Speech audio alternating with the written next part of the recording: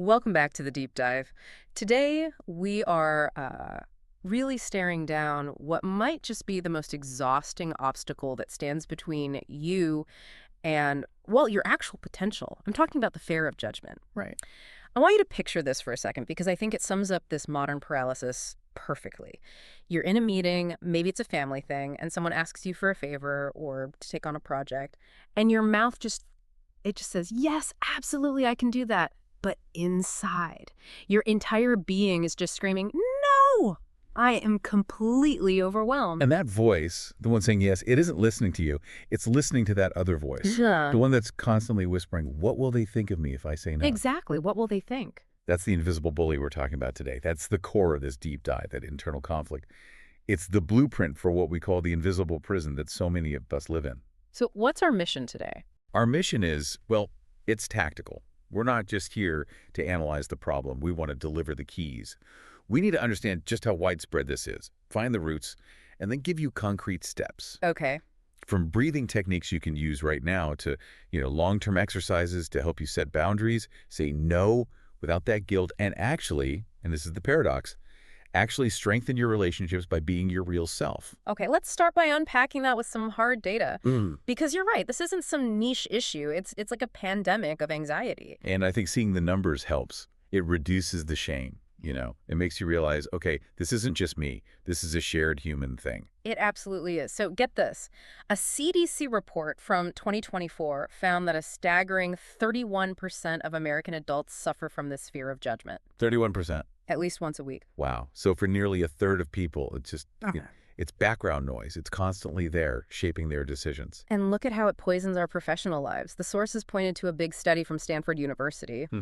They found that people who struggle with this fear, they request promotions 45% less often than their peers. 45%. That's almost half. They're just proactively stopping their own careers because they're afraid of the rejection or even just the scrutiny of asking. And that links perfectly to another statistic, a YouGov survey from 2023. It found that 1 in 5 Britons, 1 in 5. they reject entire job opportunities, not just promotions, but whole new jobs, because they're paralyzed by what might go wrong, what people might think of them in that new role. That is just incredible, to pass on a chance to improve your life just to avoid a critical eye. And if we bring this into the digital age, Oh, it gets even worse. it really does. The Journal of Social Psychology found that 62% of people under 30 avoid posting on social media, or they seriously limit what they share. Because of the judgment, the Yeah. fear of no likes, which is a kind of silent judgment. Or the outright negative comments. Exactly. The fear shuts down their voice completely. So we know the scale of this. But where does this fear actually, hide in our daily lives? Our sources break it down into 4 main arenas. The first 2 are pretty obvious. First, social situations. You hold back at parties, you get anxious speaking up in a group. And then the workplace. Your best ideas stay hidden. And worse, you hide mistakes. Let's stick with that for a second. Hiding mistakes at work. That's not just bad for you, it's toxic for the whole organization. Right. If you're terrified of being judged, you cover up an error. That means no one can learn from it, the system can't be improved, and you can't get better at your job. It's a vicious cycle. A cycle that just fuels more fear. Precisely. And then you take that into our most intimate spaces. Take romantic relationships. Mhm. If you're afraid of rejection, you can't be vulnerable. Your real feelings stay hidden. Your needs are never spoken. Yeah. You end up creating this superficial bond because your true self is never on the table. Which is the exact opposite of what you want in a relationship. Absolutely. And the fourth arena brings us back to social media. It's not just about the likes. It's the comparison trap. Oh, yeah. You see these perfectly curated lives, and it just sparks this intense jealousy and self-doubt. You stop sharing your own opinions because what if there's a backlash? The risk feels too high. So we've seen where it shows up. Let's pivot now to the why. What are the deep roots that feed this constant need for approval? The sources really boil it down to 3 core origins, and they almost always work together. It usually starts early. First, there are the psychological factors, things like low self-esteem. That makes you a perfect target for perfectionism. The idea that you have to be flawless to be loved or accepted. And so you constantly need that approval from others. Yes, and it keeps old wounds fresh. That embarrassing thing that happened in 5th grade, it still feels relevant today. And society reinforces that constantly. That's the second origin. Cultural and social factors. We live in cultures that often prioritize what others think over what we feel. There's so much pressure to conform, to value these superficial markers of success. The job title, the house. Right. Your worth gets measured by things outside of you, not by who you are inside. Which brings us to the third root.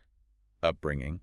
If you grew up with harsh criticism, or if you heard that classic phrase over and over, What will the neighbors say? exactly, what will Four. people say? If you're taught from day one that someone else's opinion matters more than your own truth, you are basically programmed for this fear. And what's the cost of carrying that programming around every day? It's huge. First, your personal growth just stalls.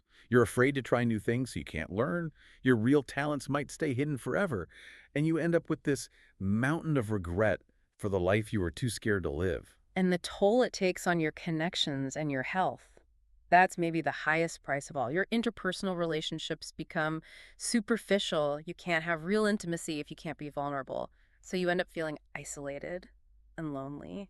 The very thing you were trying to avoid. Exactly. And for your mental health. This is just exhausting. It creates chronic anxiety, constant stress, and it can really deepen depression. You're always on stage performing for an audience that might not even be watching. Okay, this is where we shift from analysis to action. Let's do a quick self-diagnosis. I'm going to list 5 questions based on our sources. Just listen and see how many you answer yes to. 1. Do you dread making mistakes in front of other people? 2. After you post something online, do you check it over and over, analyzing the likes and comments? 3. Do you feel a conscious sense of fear when you need to say no? 4. Do you find yourself constantly imagining that others are judging you? And 5. Do you often hide your real feelings just to keep the peace? Okay, so for the interpretation, if you said yes to 0 or 1, you're likely in a normal, healthy range. If you hit 2 or 3 yeses, that's a sign you need to start making some conscious changes. But if you answered yes to 4 or 5, the advice is very clear. You should seriously consider professional counseling. That level of fear often needs some outside help to untangle. So if you scored high, or if you're just walking into a situation right now where you know that anxiety is about to spike, what can you do? What's in the emergency toolkit? Right, the first thing you have to do is calm your body down. And we do that with breathing techniques, specifically the 4-7-8 method. You breathe in through your nose for 4 seconds.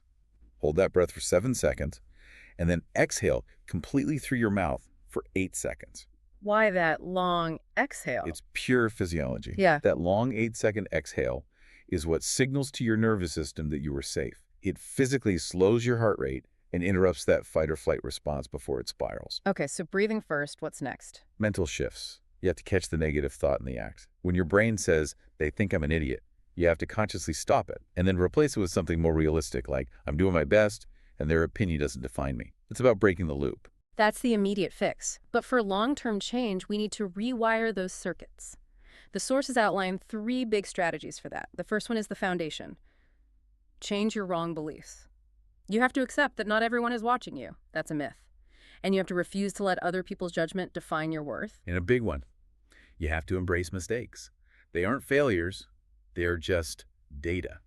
They're part of how we grow. Okay, so that's the mindset shift. What about actual actions? That's the second strategy, behavioral exercises. We call it gradual exposure. You can't just jump into the deep end.